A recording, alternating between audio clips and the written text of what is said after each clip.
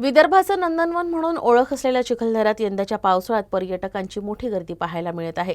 April ते जुलै या 4 महिन्याच्या कालावधीत तब्बल 1,37,000 पर्यटकांनी चिखलदऱ्याला भेट दिली आहे। विशेष म्हणजे जुलै महिन्यात पावसाळी वातावरणाचा आनंद घेण्यासाठी 1 लाखाहून अधिक पर्यटकांनी चिखलदऱ्याची वाट धरली।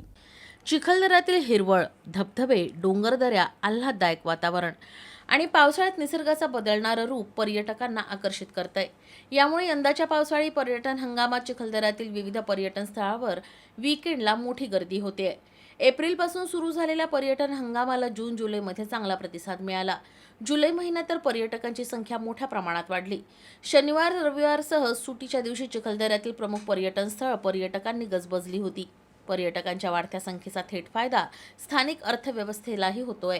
हॉटेल, लॉजिंग, खाद्यपदार्थांचे स्टॉल, स्थानिक वाहतूक तसंच विविध पर्यटन व्यवसायांना चांगला रोजगार मिळाला। याशिवाय चिखलदरा नगरपालिकेच्या महसुलात देखील वाढ झाली असून एप्रिल ते जुलै या कालावधीत नगरपालिकेच्या तिजोरीत 23 लाखांहून अधिक रुपयांचा महसूल जमा झाला।